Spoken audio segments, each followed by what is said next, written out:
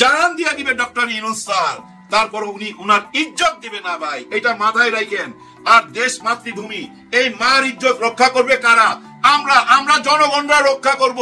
হ্যাঁ ভোটের মাধ্যমে, এটা মাথায় রাখেন। হ্যাঁ পক্ষে ভোট দিতে হবে, সবাই তৈরি হন। নির্বাচন আসতেছে, কি নির্বাচন? হ্যাঁ না ভোটের নির্বাচন, এটা হবেই, কেউ আটকাইতে পারবেন না। ইজ্জত কা সওয়াল হ্যাঁ ভাই, ইজ্জত কা সওয়াল। আমাদের কত প্রত্যাশা, কত চাওয়া, কত আশা রাজনীতিবিদদের কাছে।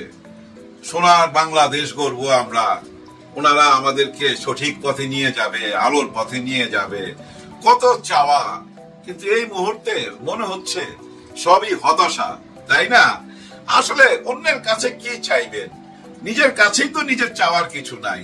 এই যে দেখেন আমার 10টা আঙ্গুল, এই 10টা আঙ্গুলের দিকেই তাকাইলে বুঝতে পারবেন। দেখেন আমাদের দুঃখের সময় যখন চোখের পানি আসে, তখন এই 10টা আঙ্গুলের একটা আঙ্গুল কিন্তু ওই পানিটা মোছে। আবার সুখের সময় এই 10টা আঙ্গুলই হাততালি দেয়, বুঝছেন? 10টা আঙ্গুল সুখের সময় একসাথে হয়ে যায়, আর দুঃখের সময় ওই একটা আঙ্গুলই কাজে লাগে। নিজের শরীরই যদি নিজের সাথে এরকম বেইমানি করে, অন্যের কাছ থেকে আর কি আশা করেন? আসলে নিজেকে নিজে পড়তে হবে, নিজেকে নিজে জানতে হবে। নিজেকে নিজে পড়তে পারলে, জানতে পারলে না অন্যকেও জানতে পারবেন, অন্যকেও পড়তে পারবেন। দেশের এই হালচাল বর্তমানে যা কিছু হচ্ছে, এগুলা ভাই কোনো বিচ্ছিন্ন ঘটনা না, এমনটাই হওয়ার কথা। হ্যাঁ এমনটাই তো হওয়ার কথা। ডক্টর মোহাম্মদ ইউনূস স্যার বলছে না, আজ থেকে 12-13 মাস আগে বলছে, একবার না কয়েকবার বলছে, আমরা এখন একটা যুদ্ধময় পরিস্থিতির মধ্যে দিয়ে যাচ্ছি। হ্যাঁ দেশটা একটা যুদ্ধময় পরিস্থিতির মধ্যে দিয়ে যাচ্ছে, এই কথাটা উনি বহুবার বলছে। কিন্তু আমরা সেটা ভুলে গেল। ডক্টর মোহাম্মদ ইউনূস স্যার ভুলে নাই, একদমই ভুলে নাই। আজকে একটা ইন্টারভিউ দিছে, আজকে অথবা গতকালকে দা হিন্দু পত্রিকায়, ওইখানে দেখবেন উনি বলতেছে যে বিএনপি চায় এই নির্বাচনে আওয়ামী লীগ থাকুক, জাতীয় পার্টি থাকুক, সবাইকে নিয়েই বিএনপি নির্বাচন করতে চায়। আমার এই কথাটা যদি বিশ্বাস না হয়, কনক সানোয়ার স্যারের ওইখানে যাবেন, ওইখানে ওনার একটা কন্টেন্টের মধ্যে ক্লিয়ার বুঝাই দিছে। হ্যাঁ ডক্টর ইউনূস স্যার এই কথাটা বলছে যে বিএনপি আওয়ামী লীগ এবং সবাইকে নিয়ে একটা সুন্দর নির্বাচন চায়। যার কারণে জানেন আমরা না এখন বুঝতে পারতেছি যে আওয়ামী লীগ যে ধরনের কথা বলে, বিএনপিও ঠিক ওই ধরনেরই কথা বলে। একই সুরে গাথা গাথা মনে হয় না একটু? দেখেন আওয়ামী লীগও বলে নির্বাচন হইতে দেওয়া যাবে না, ডক্টর ইউনূস স্যারের অধীনে কোনো নির্বাচন হবে না, অন্য সরকার চায়, তত্ত্বাবধায়ক সরকার চায়। এখন দেখেন বিএনপিও কিন্তু একই ধরনের কথা বলছে যে একটা তত্ত্বাবধায়ক সরকারের অধীনে নির্বাচন চাই। আর এখন তো এসব ঠেকছে হ্যাঁ আর নার মধ্যে। ভাই পুরা ফেসবুক ইউটিউব ফাটাফাটি হয়ে যাইতেছে। হ্যাঁ সবাই ভাই হ্যাঁ আর না নিয়ে গানও বানায় ফেলাইছে, বিভিন্ন রকম দেশাত্মবোধক গান, হ্যাঁ পক্ষে আর নার পক্ষে। যুদ্ধ চলতেছে, একটা যুদ্ধ চলতেছে ফেসবুকে। কিন্তু এই হ্যাঁ আর নার মধ্যেই কিন্তু সব রহস্য লুকায় আছে, এটা মাথায় রাখেন। না বলতেছে বর্তমান সবচেয়ে বড় দল, ওনারা না বলতেছে। আর সবচেয়ে বড় দল যারা এখন পালায় আছে, লুকানো আছে, তারা না বলতেছে। না ভোটই তো জিতার কথা হিসাবে, কারণ ওনারাই তো বড় দল। আওয়ামী লীগও বড় দল, বিএনপিও বড় দল, তার মানে নার পক্ষেই তো যাচ্ছে। তাহলে একটা নির্বাচন দিতে অসুবিধা কি? হ্যাঁ না ভোটের নির্বাচন, কোনো অসুবিধা দেখি না। এমন না যে বিএনপি হ্যাঁ না ভোট চায় না, ওনারা হ্যাঁ না ভোট চায়। কখন চায় জানেন? ওই জাতীয় নির্বাচনের সময় একই দিনে হ্যাঁ না ভোট হইতে হবে। আর একই দিনে যদি হ্যাঁ না ভোট হয়, ওই হ্যাঁ না ভোটের কোনো মূল্য থাকবে না। হ্যাঁ ভাই কি মূল্য থাকবে? ওই দিনকে আমি হ্যাঁ আর না ভোট দিতে যাব, না আমার ভবিষ্যৎ কে নেতা হবে সেটা নির্বাচন করতে যাব। আমাদের দেশের সাধারণ ভোটাররা ভাই অনেক সাধারণ মানুষ, তারা অনেক সময় অনেক কিছু বুঝে না। ওই হ্যাঁতে টিক দিবে না ক্রস চিহ্ন দিবে, ওদিকে আবার জাতীয় নির্বাচনের আরেকটা ব্যালেট পুরা বুঝছেন হজবরল হয়ে যাবে। ওই হজবরলের মধ্যে বিএনপি যাইতে চাইলো, অন্য কেউ যাইতে চায় না ভাই। অন্য কেউ যাবে কেন? কোনো কারণ তো নাই যাওয়ার। আগের অবস্থা তো নাই, তাই না? আগের অবস্থা কি আছে জামাতে ইসলামের? না, আগের অবস্থা নাই। আচ্ছা জামাতে ইসলামের কথা বাদ দেন, জামাতে ইসলাম অনেক বড় জায়গা দখল করে রাখছে এই মুহূর্তে। এই কথা আমার না ভাই, এই কথা বিএনপি খুব নিজেই বিশ্বাস করে। বিশ্বাস করে বলেই তো এত রকম আপত্তি, এত রকম না, তাই না? ওনারাও জানে জামাত অনেক দূর পৌঁছায় গেছে, যার জন্য জামাতকে রাইখে আমরা যদি চলে আসি এনসিপির কাছে, দেখেন জুলাই সনদ পত্রে এনসিপি সিগনেচার না কইরা এখন খেলার মাঠে উনারাই একমাত্র আছে, বাকি সবাই উনাদের সঙ্গে খেলতে চাইতেছে কিন্তু কেউ খেলতে পারতেছে না, উনারা কাউকে ছাড় দিচ্ছে না। জামাতে ইসলাম থেকে বিএনপি, আওয়ামী লীগ কাউকে ছাড় দিচ্ছে না। আমরা কিছুদিন আগেও শুনতেছিলাম এনসিপি বিএনপির সাথে তলে তলে হাত মিলিয়ে ফেলাইছে এবং ওরা আসন ভাগাভাগি করে ফেলাইছে। তখনই মনে মনে হাসতেছিলাম, কারণ কি জানেন, ওই এনসিপি যদি ওদের সাথে কোনো মিটিং সিটিং কইরা থাকে গোপনে, ওইটা ছিল গোয়েন্দাগিরি করা। কেমন গোয়েন্দাগিরি জানেন, ওই বিএনপির মন বোঝা বড় বড় নেতাদেরকে মাপা, ওনাদের সঙ্গে ক্লোজ ডোরে বসে কথা বললে ভাই অনেক কিছু বোঝা যায়। মাঠের মধ্যে মঞ্চের মধ্যে ক্যামেরার সামনে কথা বললে বোঝা যায় না, ওইখানে সবাই সাবধান থাকে। আর ক্লোজ ডোরে কথা বললে আপনি মাপতে পারবেন যে মানুষটা কেমন, ওই মানুষটা আপনাকে নিয়ে কি ভাবতেছে অথবা আপনি কি ভাবতেছেন। যেমন ধরেন আমি একটা ফিল্মের লোক, অনেকে আমার সাথে হাই হ্যালো করে এবং অনেক প্রশংসা করে মুখের উপর, কিন্তু আমি খুশি হই না, কারণ আমি তো জানি ও মনে মনে ভাবতেছে সারা জীবন সিনেমার সাথে নায়িকার লগে ঢলাঢলি কইরা আসলা, মৌজ মাইরা আসলা, মাল খাইলা, এখন এসা সাধু সাজো, জীবনে তো বহুত পাপ করছো তুমি মিয়া পাপী বান্দা। এটা কিন্তু মনে মনে ভাবে। যেদিন থেকে আপনি ভাবতে পারবেন যে ওই মানুষটা আমাকে নিয়ে কি ভাবতেছে, সেদিন থেকে আপনার আর কোনো প্রবলেম নাই। হ্যাঁ, যদি সঠিক ভাবতে পারেন যে ওই মানুষ আমাকে নিয়ে কি ভাবে, ও আমাকে কি চোখে দেখে, ওইটুক ভাবতে পারলেই ভাই আপনি সঠিক পথে যাইতে পারবেন, এর কিছু বেশি দরকার নাই। এখন আসি আসল কথা, ডক্টর ইউনূস স্যার এই গত 15-16 মাসে সবাইকে বুঝা ফেলাইছে, এদেরকে চিনা ফেলাইছে, এরা কেমন টাইপের মানুষ, এরা কেমন ধরনের রাজনীতি করে।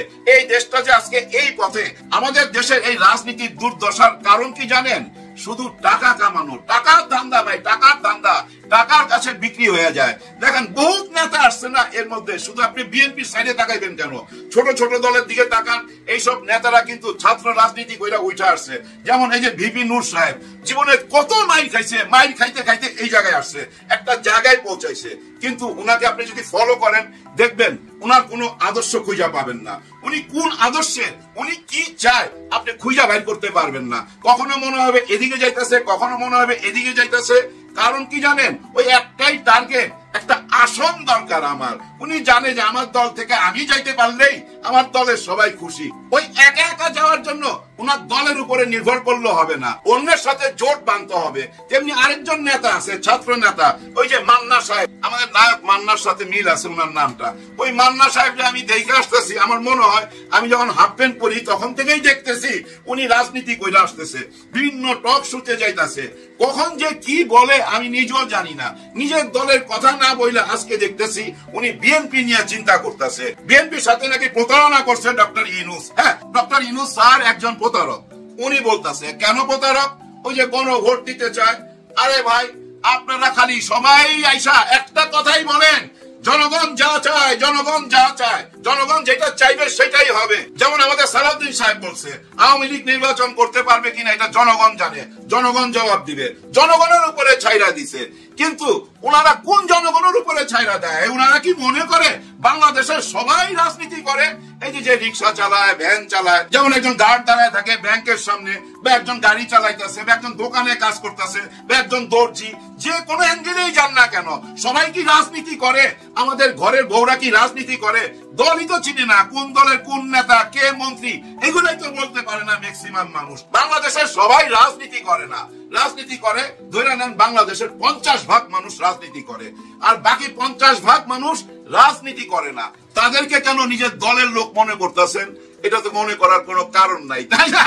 সবাই আপনাদের দলের লোক না, এটা মাথায় রাখেন। আর এটা মাথায় রাখার দরকার নাই, এখন চোখেই দেখা যাচ্ছে। হ্যাঁ, চোখেই তো দেখতে পাচ্ছেন। এই যে আপনারা চাচ্ছেন যে না এখন কোনো নির্বাচন হইতে দেওয়া যাবে না, আমরা নির্বাচন করব জাতীয় নির্বাচনের সময়। হ্যাঁ না, ভোটের কথা বলতেছি, কিন্তু সেটা কি ঠেকাইতে পারবেন?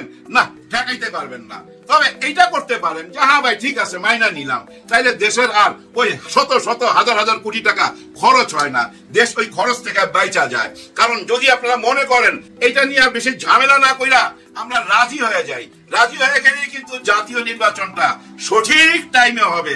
আর যদি এসব নিয়ে গ্যাঞ্জাম করতে থাকেন তাইলে জাতীয় নির্বাচন পিছায়ও যেতে পারে। কারণ ডক্টর ইউনূস স্যার তো বলছে জনগণই আমাদেরকে এখানে বসাইছে, জনগণ যতদিন চাইবে ততদিনই আমরা এখানে থাকবো, যেদিন জনগণ চাইবে না সেদিন আমরা থাকবো না। এই কথাটাও তো উনি বলছেন, তাই না? উনি সবকিছু বইলা রাখছেন এবং উনি যা করার তাই করবেন, সেখান থেকে আপনারা ফিরাইতে পারবেন না। উনাকে প্রতারক বইলা লাভ নাই। আপনারা কেন গত 15 মাসে এক জায়গায় আসতে পারলেন না, ঐক্য গঠন করতে পারলেন না? আপনারাই তো অনৈক্যের কাজ করলেন। এতগুলা রাজনীতিবিদ একসাথে বসছেন, কেন বসছেন? একজন স্বৈরা শাসককে সরাইতে পারছেন বলেই তো বসছেন। এদিকে বসতে পারতেন যদি আজকে শেখ হাসিনা থাকতো, আওয়ামী লীগ থাকতো, কেউ কি শিলং থেকে আসতে পারতেন, কেউ কি বিদেশের চিকিৎসা নিতে পারতেন, কেউ কি এখন বুলেট প্রুফ গাড়ি কিনতে পারতেন, লাইসেন্স চাইতে পারতেন, অস্ত্রের লাইসেন্স চাইছেন যে অস্ত্রের লাইসেন্স চাইতে পারতেন? কোনো কিছুই তো করতে পারতেন না। যাদের কারণে সবকিছু পেয়ে গেলেন, হ্যাঁ, যাদের কারণে সবকিছু পেয়ে গেলেন, তাদেরকে ভুলে গেলে হবে? তাদের ভুল ভ্রান্তি থাকতে পারে, তাদের বয়স কম, অনেক ভুল ভ্রান্তি থাকতে পারে, কিন্তু সেই ভুল ভ্রান্তি নিয়েই আলোচনা করতে হবে। তারা যে রক্ত দিল, তারা যে গুলির সামনে দাঁড়াইলো, বুলেটের সামনে দাঁড়াইলো, সেটা ভুলে গেলে হবে। কিন্তু আপনারা ভুলে গেলে কি হবে? মানুষ ভুলে নাই, দেশের জনগণ ভুলে নাই। হ্যাঁ না ভোটের মধ্যে এটা প্রমাণ হয়ে যাবে।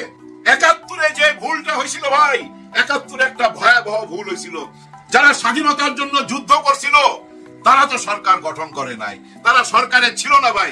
যেমন শহীদ জিয়াউর রহমান, মেজর ডালিম, রশিদ, এমন অনেক নাম, অনেক হাজার হাজার নাম আছে যারা সরাসরি যুদ্ধেতে যোগ দিছে এবং পাকিস্তান থেকে পালায়া, রাজস্থান, পাঞ্জাব হইয়া পালায়া এই বাংলাদেশে আইসা মুক্তিযুদ্ধতে অংশগ্রহণ করছে। স্বাধীনতার পর সরকার গঠন করলো কারা? তারা না, কিন্তু তারা কিন্তু সরকার গঠন করলো না, তারা আবার ক্যান্টনমেন্টে ফেরত গেল। সরকার গঠন করলো কারা? যারা কলকাতায় আরাম আয়েশে ছিল, যুদ্ধ করে নাই, কিন্তু তারাই এসে সরকার গঠন করছে। যারা বড় বড় নেতা ছিল আওয়ামী লীগের, সেই বড় বড় নেতারা ইন্ডিয়াতে ভাই আরাম আয়েশে দিন যাপন করছে, তারা এসে সরকার গঠন করছে। যার জন্য রক্তের ব্যথাটা বুঝে নাই। আপনারাই বলেন 30 লক্ষ শহীদ হয়েছে, তাহলে ওই 30 লক্ষ শহীদের মা বাবার বুকের কান্নাটা কেন বুঝলেন না? ওই কান্নাটা বুঝেন নাই বলেই তো 15ই আগস্ট আসলো। ওই 15 আগস্টকে বিপ্লব বলতে পারেন, আবার আর্মির অভ্যুত্থান বলতে পারেন, যে কথাই বলেন না কেন, তারাও কিন্তু সরকার গঠন করতে পারে নাই। খুব কায়দা কানুন কইরা তাদেরকে বিভিন্ন এম্বাসিতে পাঠায় দিল, টাকা পয়সা দিয়ে বিদেশে সেটেল কইরা দিল, কিছু মানুষের ফাঁসি হয়ে গেল। 75-এর সেই 15 আগস্টের কোন সুফল কি তারা উঠাইতে পারছে? পারে নাই, বরঞ্চ তারা ফাঁসিতে ঝুলছে এবং এখন বিদেশে পালায় আসছে। কিন্তু 24-এর সৈনিকরা কি সেই ভুল করবে? 71-এর মতো সেই ভুল করবে না, 75-এর মতো সেই ভুল করবে না, করতেই পারে না, করেও নাই। এমন একটা জায়গায় না পৌঁছায় দিছে, এমন একটা অ্যাঙ্গেলে নিয়ে ফালাই দিছে আপনাদেরকে। এখন দেখেন, আপনারা না কইলে সেই হুক্কা হুয়ার মতো দিল্লি থেকেও না করতেছে, আওয়ামী লীগও না করে, আপনারাও না করেন। দেখছেন কত বড় বিপদে ফালাই দিছে। এরকম সামনে আরো বিপদ আসতে যাচ্ছে, ভয়াবহ বিপদ আসতে যাচ্ছে। কি ধরনের বিপদ জানেন? এই যে আমরা বলি না পুলিশ কাজ করতেছে না, র্যাব কাজ করতেছে না, আর্মি কাজ করতেছে না, সবাই কাজ করছে ভাই, সবাই কাজ করছে। জুলুম করে নাই, গোপন হত্যা করে নাই, কাউকে আয়না ঘরে ঢুকায় নাই, ভয় ভীতি দেখায় নাই, যার জন্য কোনো কিছু থামতেছিল না। কিন্তু ওনারাও বুঝছেন, খাতা কলম নিয়া আর ওই যে ক্যামেরা নিয়া, গোপন ক্যামেরা নিয়া সব কিছু রেকর্ড করতেছে আর লেখা হচ্ছে, লিখতে লিখতে ভাই পাতা ভইরা গেছে। এখন অপারেশন চালাইবার টাইম। সে অপারেশন আপনারা দেখতে পারবেন, অপারেশন ডেভিল হান্ট না, ওরকম অপারেশন না, এটা হবে বিপজ্জনক অপারেশন ভাই, বিপজ্জনক অপারেশন। ছাল উঠায় ফেলার মতো দেখবেন।